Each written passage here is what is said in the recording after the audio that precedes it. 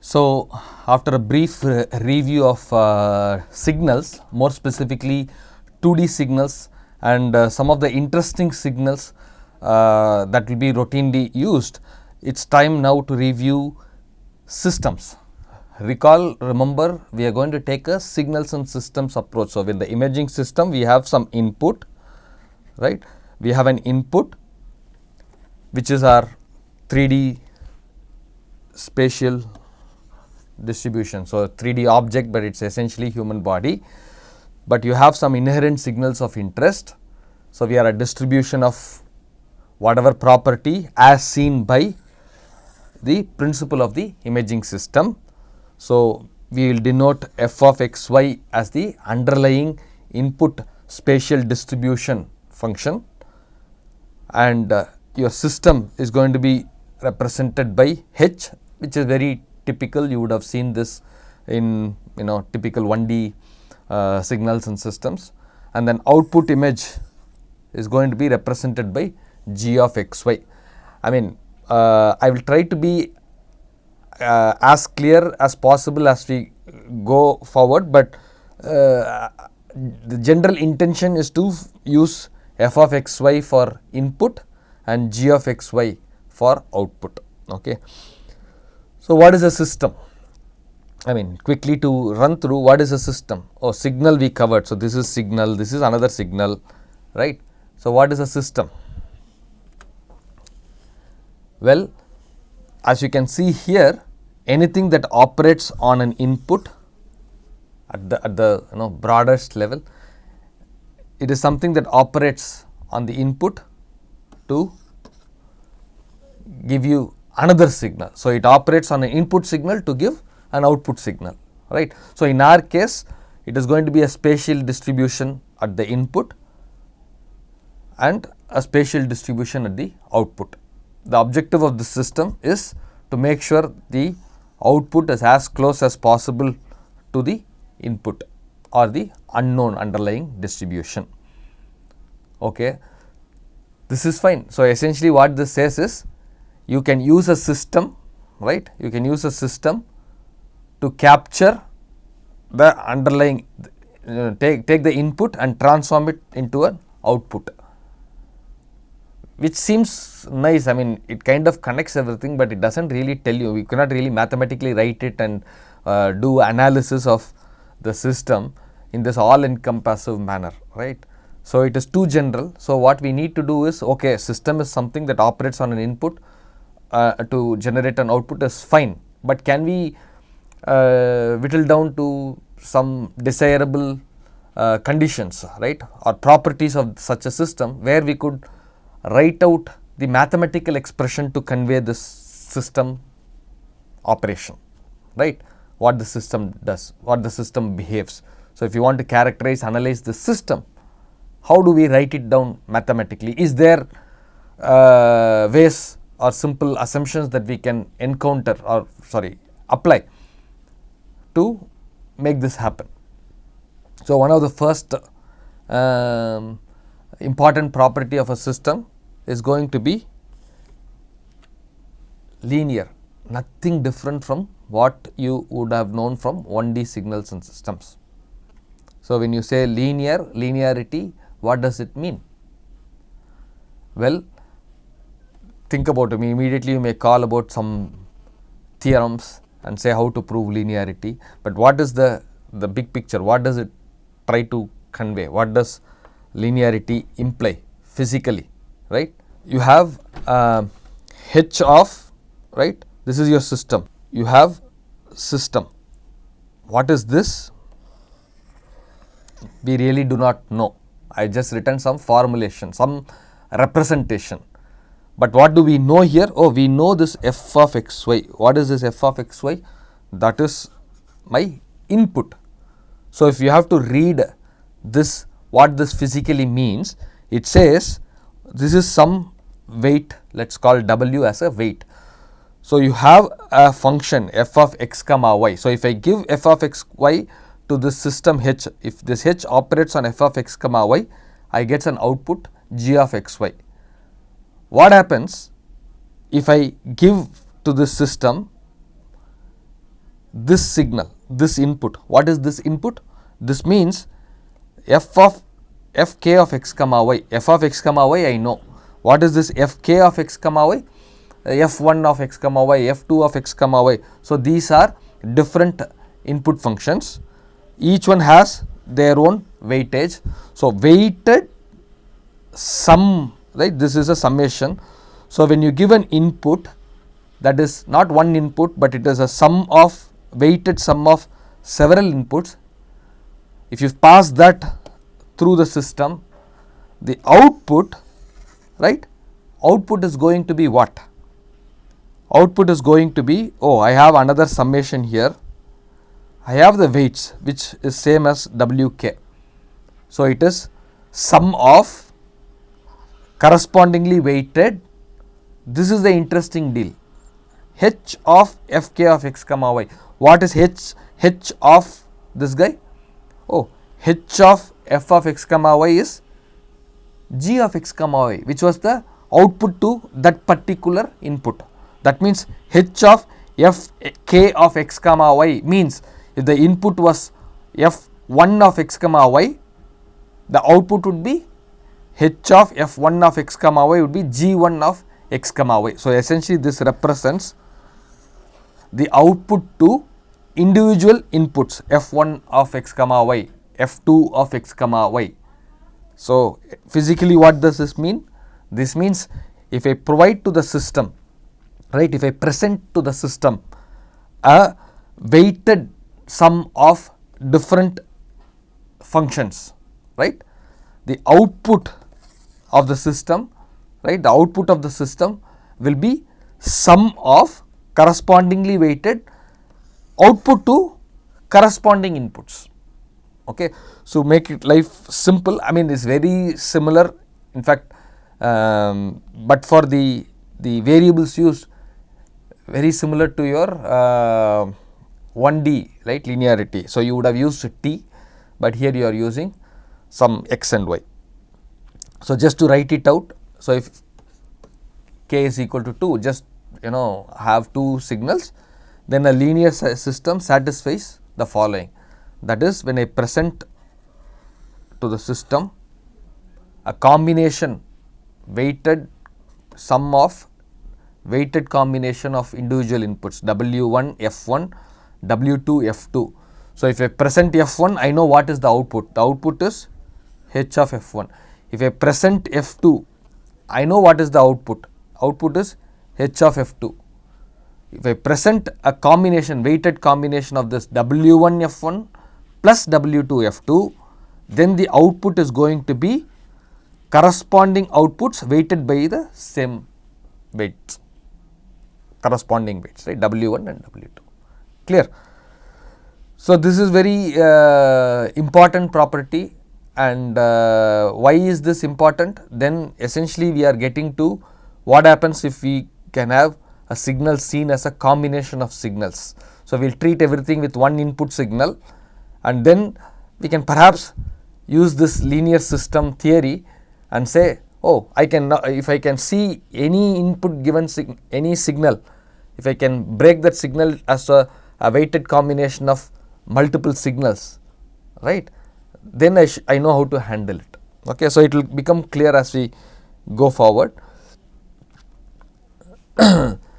So the idea that I said is, okay, if you why is this powerful? Is there a way we could talk about some arbitrary signal? But before we move into arbitrary signal, the whole idea of reviewing signal before this class is there are some interesting signals. One of the first interesting signals that we reviewed was, it's not here, it is point impulse. Okay, so we would like to know, because we know everything about point impulse, we talked about its importance. What was the importance? What was the salient feature?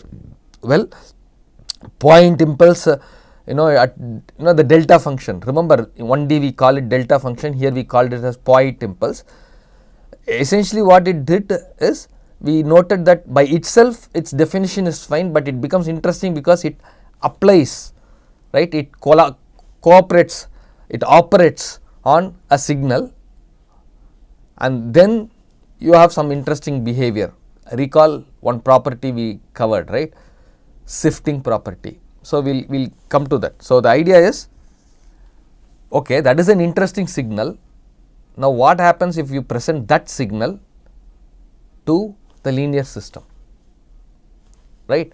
So what happens to the output if my input is an interesting signal? That interesting signal is nothing but a point impulse. As you know from your 1D, when I put delta function as input, what is the output? The output that you get is called as your system impulse response, right? Similar. Only thing is, we are going to call here, we call it as point spread function, because impulse, we talked about point impulse. So when it comes through the system, the point is spread. So the system, how does it respond to a point? It spreads the point. So it is the point spread function, okay, also called as the point spread function. So how do we write? Oh, so your h of x comma y, right? This is a arbitrary function, right? Epsilon minus epsilon and eta. We'll talk about that. So what happens? This is your h system. So if I present my system, right? If I present my system with an input, what is this input? Oh, input is a point impulse delta, right? Delta of x comma y is how we define, but then we made it little more general by saying it can also be moved around, right? So we present with the arbitrary delta function which has an offset epsilon and eta. Then so this is the input into the system. The output is called your point spread function. So clearly this is good, right? So if I know about the system, if I can talk about the system, if I want to analyze the system, now all I need to do is analyze this h of the behavior of h of x comma y comma theta and eta. That will tell me about the system. But not so desirable thing is, it is a variable. There are 4 variables there, so it becomes common. It's a 4-dimensional signal. H becomes a 4-dimensional signal. 4-dimensional signal is good. Mathematically, it might be good. I mean, so it's good to work with it. But when you talk about practicality, it might be important for us to understand what the physical meaning of this is. Can we reduce it to a more tractable form, yet not lose the generality, not lose the underlying. See, mathematics always tries to capture the underlying physical meaning, right? So we shouldn't lose that part, but at the same time we have to make some conditions or look for certain assumptions, look for certain ways to reduce the mathematical intractability, okay? I mean, but it is doable, right? But it's not practical. So we will try to see if there is any simpler way that we can invoke certain conditions. First thing that comes to so before we do that, that's fine. Let's just connect the two concepts. So now if you have an arbitrary input function f of x comma y, right?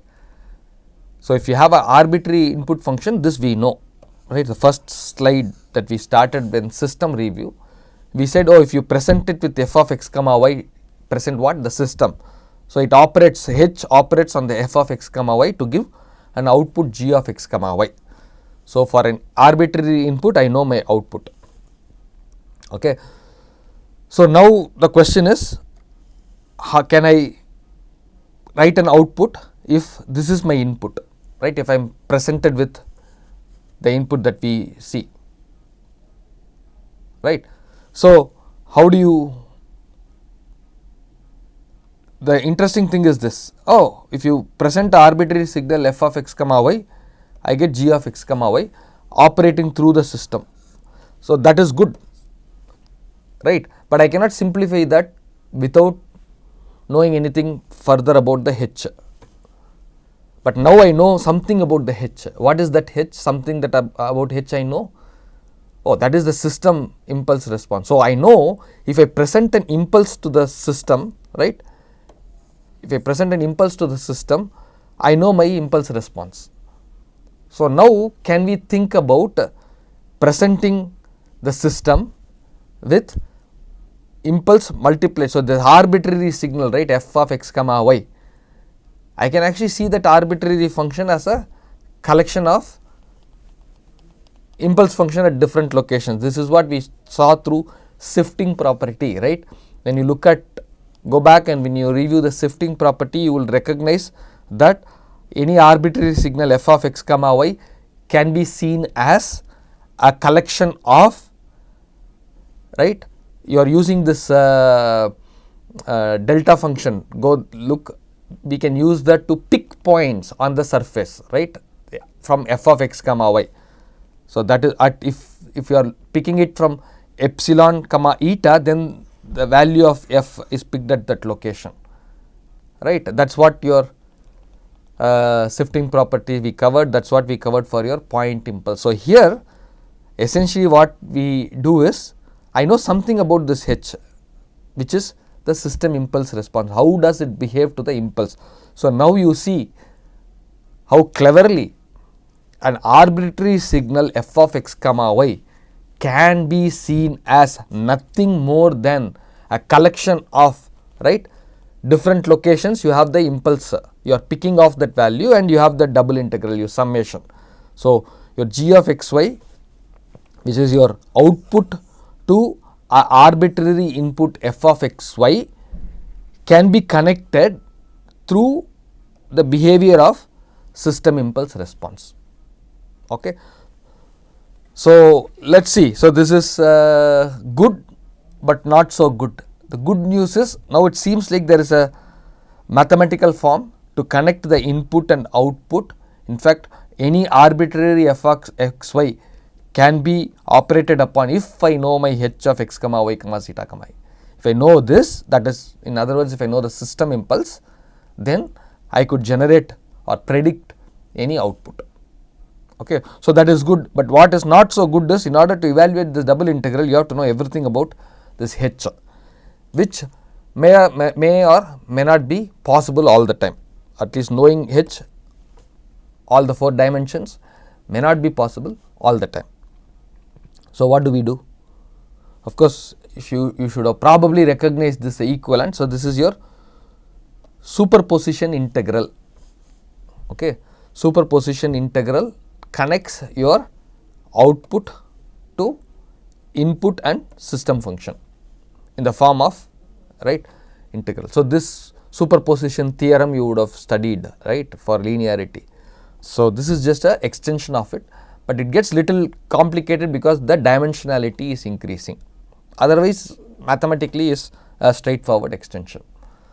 So now what we will do, we will essentially proceed forward and try to see if we can address this issue. We have 4 dimensions for h. Can we reduce the dimension? Is there any way to make it little more mathematically tractable?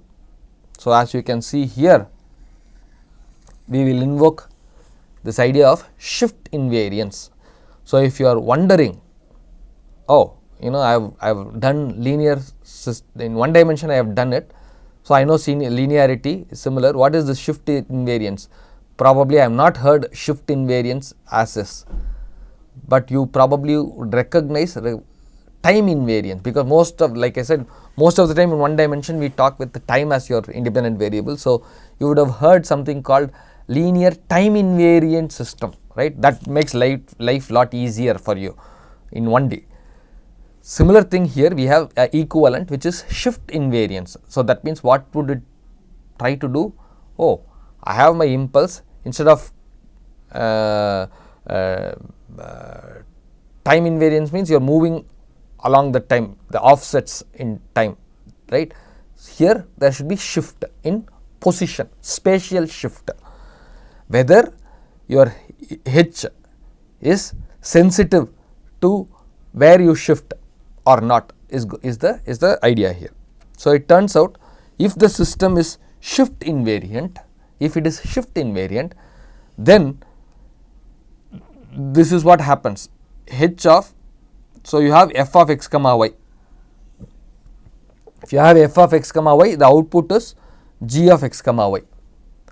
if I present f of x minus x naught, y minus y naught, what does that mean? I have an input, but now I am moving the input, right? I am shifting it in the input space, and then I have a system. So what comes out of the system? The output. So the output shift by the same amount. Okay. So if this is my input, right, and I am moving, so if I shift my input, I present it through the system, my output moves exactly the same way, right, exactly the same way. That is what is your shift invariance. In other words, it does not matter how you arrived there. If you presented with that input f of x comma y, you get the output g of x comma y. If you shift the input, that is you shift it in x naught and y naught, your output of your f of x comma y will also move by x naught and y naught. So why is this important? Now suddenly you see we had 4 dimensions, right? The h can be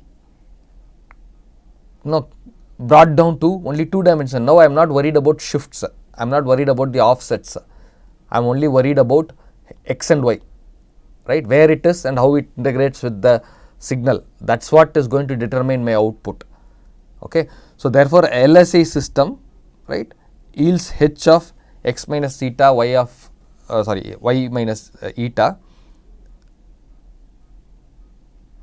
as h of delta of this shift. So if I present a shifted input, right, delta functions, output is shifted version of the system function.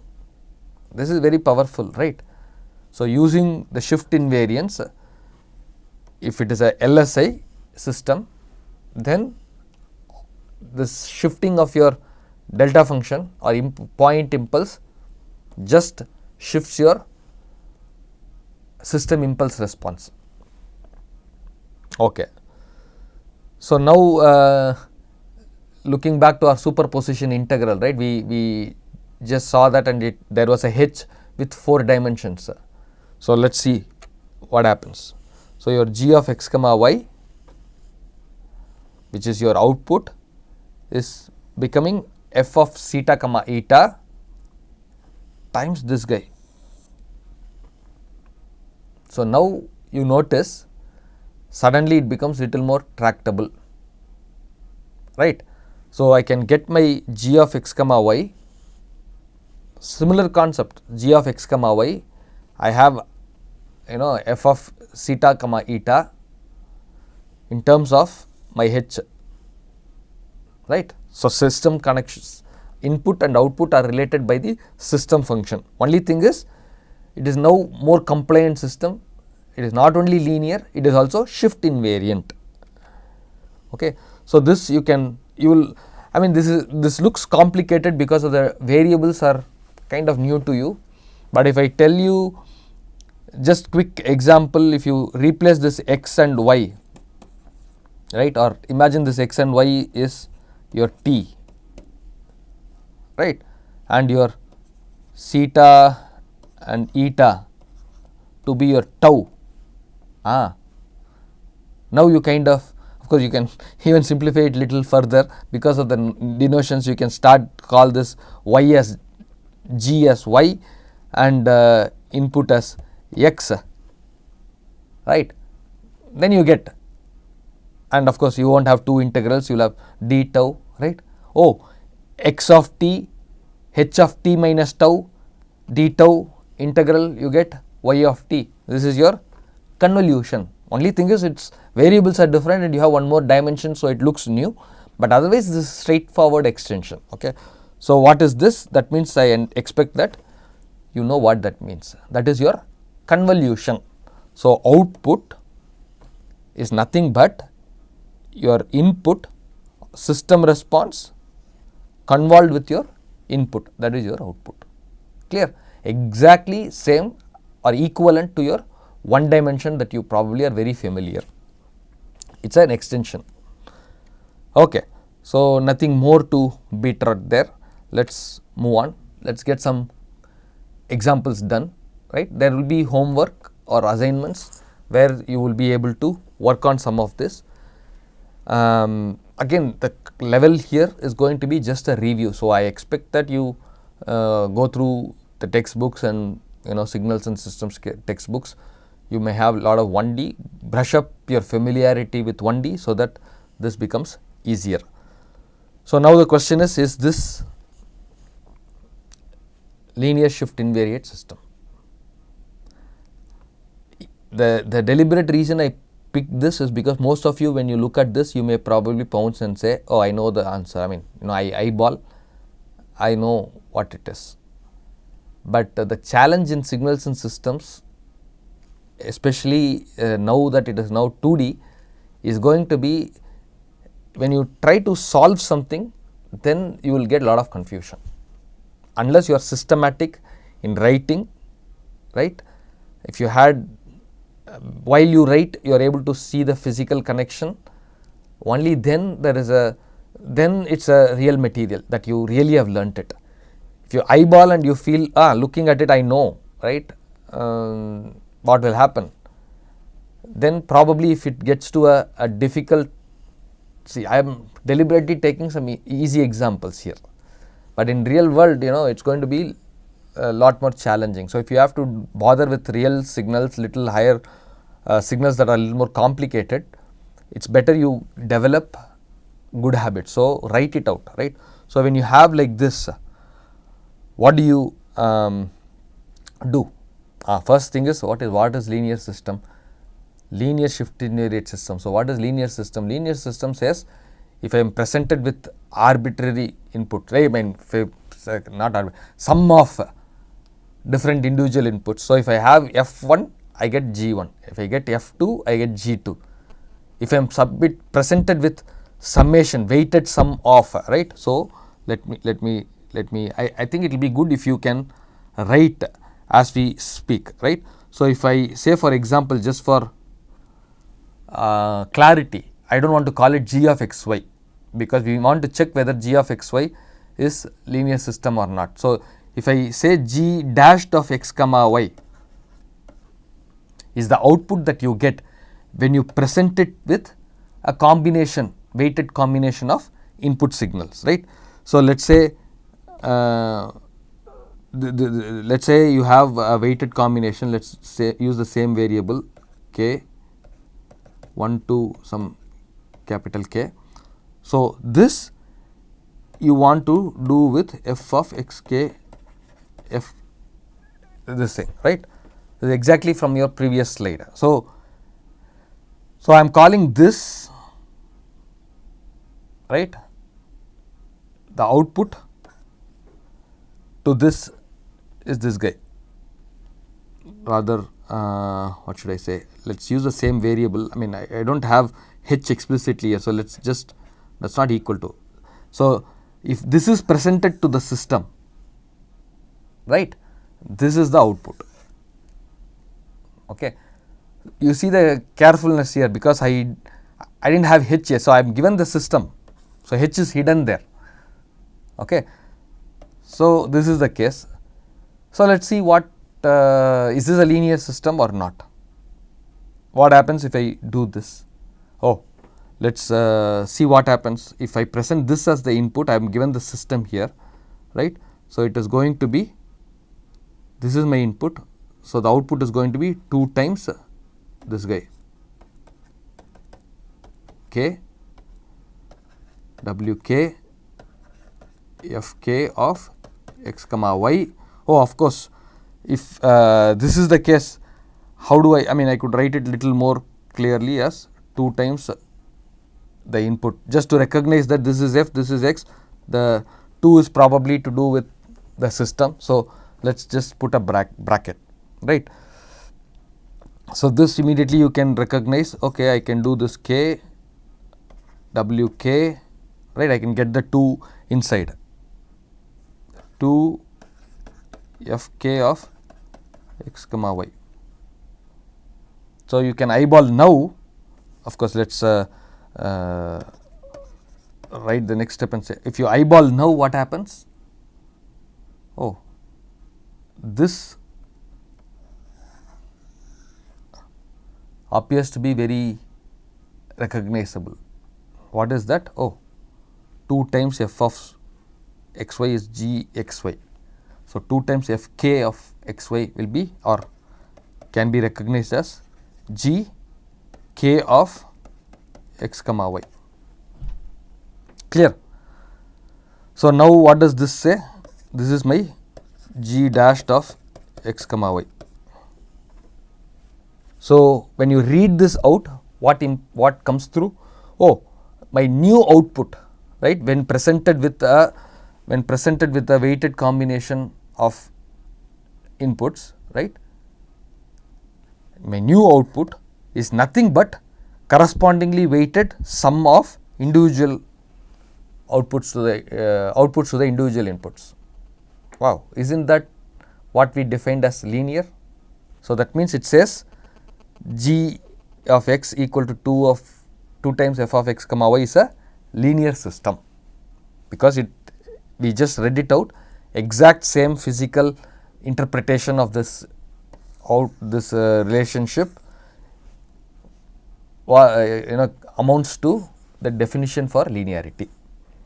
So, next is, is this okay, linear is fine, is this shift invariant? What do you do for shift invariant?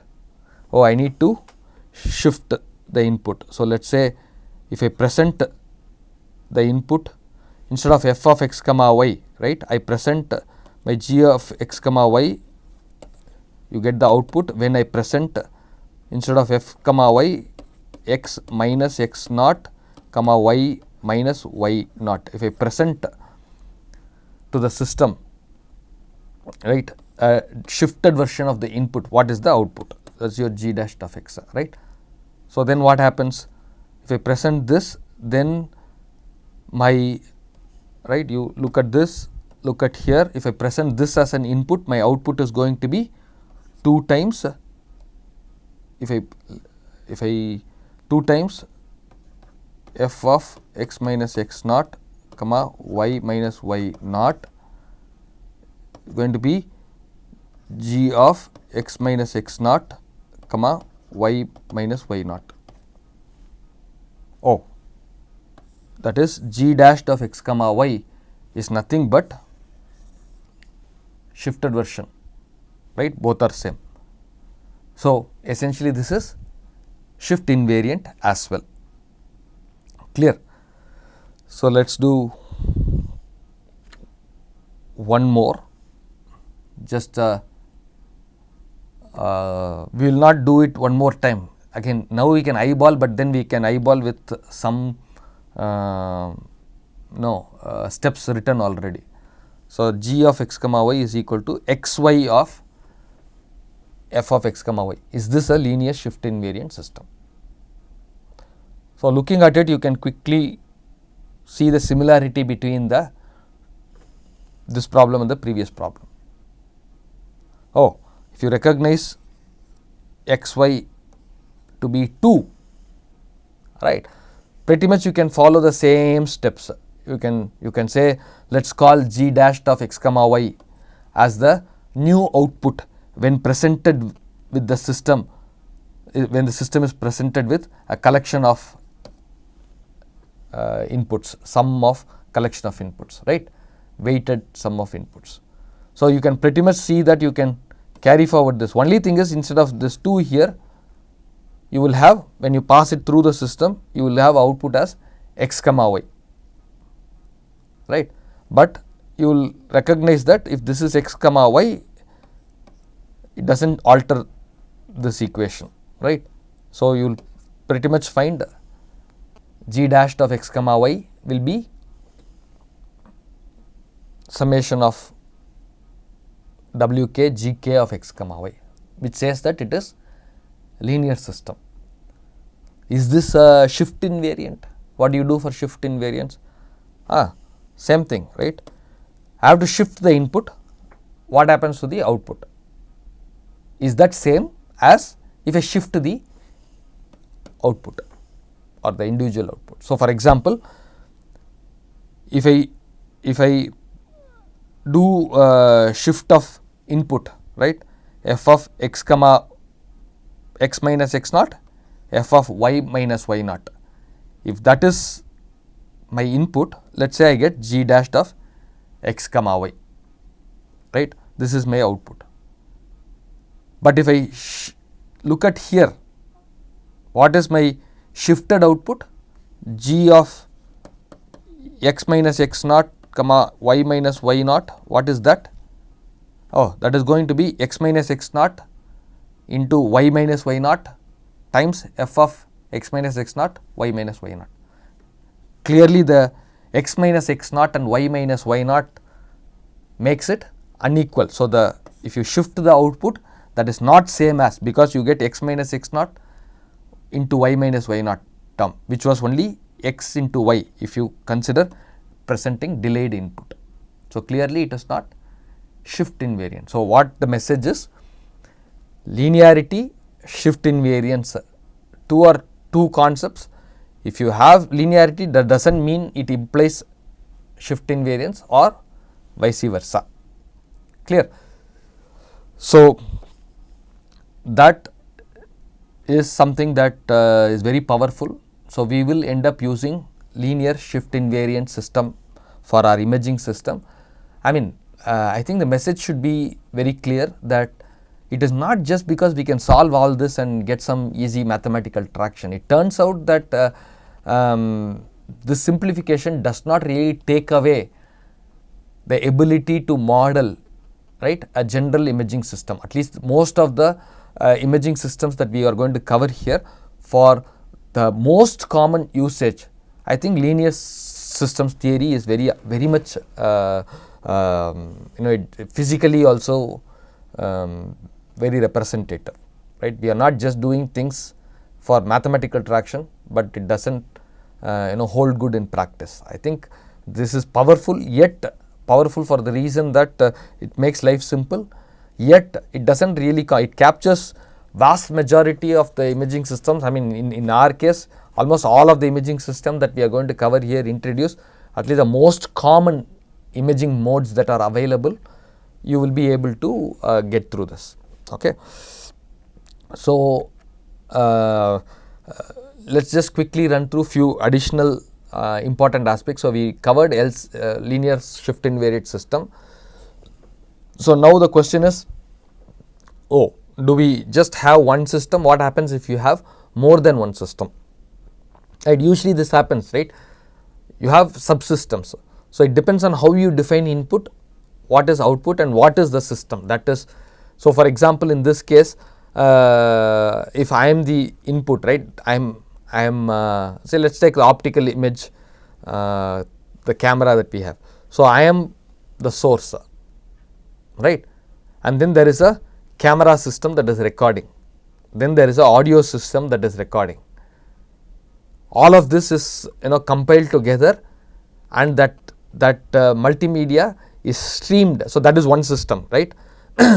But then that multimedia is streamed using some internet, and then you are going to log in and probably download the video, and using your, say for example, mobile phone or a laptop or PC or whatever, that is going to read the data, right, and it is going to display it, and you are going to have some speaker or earphone or, right. So, you are going to listen and see. So, if you really look at it, input is this 3D distribution, output which you are looking, right, is a close or better be a close representation of the input. And then what constitutes a system here? Everything that went in between the input and the output, the true representation and the image that you see of me, right, that is your output. This is 3D is the input. Everything in between is actually one system as per what we have done, right. But then you see the problem. It is good. I mean, it's very general. We are able to capture that. I know what the system is. The system consists of the camera and the microphone that is there in the recording room, and then the PC that is used to process the data, and then the internet, and then your PC or your mobile phone, that subsystem. In fact, you then is the speaker output, or you are connecting it to some other home theater. Probably for this you won't connect to home theater, but I am just saying the idea is you have another. So, all these are, even though we said that it is one block system, you can actually see this as a series of subsystems. So, you can have multiple systems. It is about how you want to analyze, right. So, you are going to encounter, if I know how to characterize one system, that is why we talked about linear invariant, shift invariant system. Can we look at combinations of system, because there are going to be subsystems, right. So, what are the ways we can look at combinations of system? So, what we call as connections of linear shift invariant systems, right. How can you connect? So, let us take for example two systems, just so that we can eyeball and pat ourselves and say, oh, I understand it, right. But it is basically connection of multiple systems. But what are the ways you think you can connect two systems? Either you can connect through series, right, two systems in series, or you can connect two systems in parallel, right. So, that means when I say system, since this is linear shift invariant systems, each one, all I need to know is, if I know the H1, I say that is a system I know. If I know H2, that is my system, right. So, now what is the, if you connect them in series, as you can see here, it is equivalent to having only one system whose system function is nothing but that combines H1 and H2. How does it combine? This operator. What is that operator? Convolution. So, if I have, right, if I have an input F, the output of this LSI is going to be H1 convolved with F, and that output, right, H1 convolved with F goes into the input. What will be the output G? Oh, G is going to be H2 convolved with whatever went in. What went in? H1 convolved with F, that is the one that went in, right. So, you can then see, oh, that means my output and input are connected through this system, which is H1 convolved with H2, right. All these properties of commutative, associative, you know, right. I can do H1 convolution, the convolution properties, H1 convolved with H2 or H2 convolved with H1, right. All this you have to review, but otherwise you are getting one system equivalent. That equivalent, the system response is nothing but convolution of the two subsystems. This is in series. Similar logic you can extend if you have H1 and H2, right. So, what will be the output here? Oh, this will be H1 convolved with F, this will be H2 convolved with F. So, G is going to be nothing but sum of these two, right. So, if you have in parallel, that means you can reduce that to a single equivalent system whose impulse response or the system function is nothing but sum of the individual ones, clear. So, and these things will come in very handy, like I said physically when I talked about the example of recording and you seeing the video. Similar thing happens in the imaging system. You will have several modules of the imaging system, data acquisition, signal processing, display, right. All of this is say imaging system we say. So, there are several sub modules, and you will benefit from ability to recognize that you can start to look at a complex system as a connection of subsystems, and therefore, you know how to analyze. Okay. So, we will stop right here. We will start with the Fourier transform.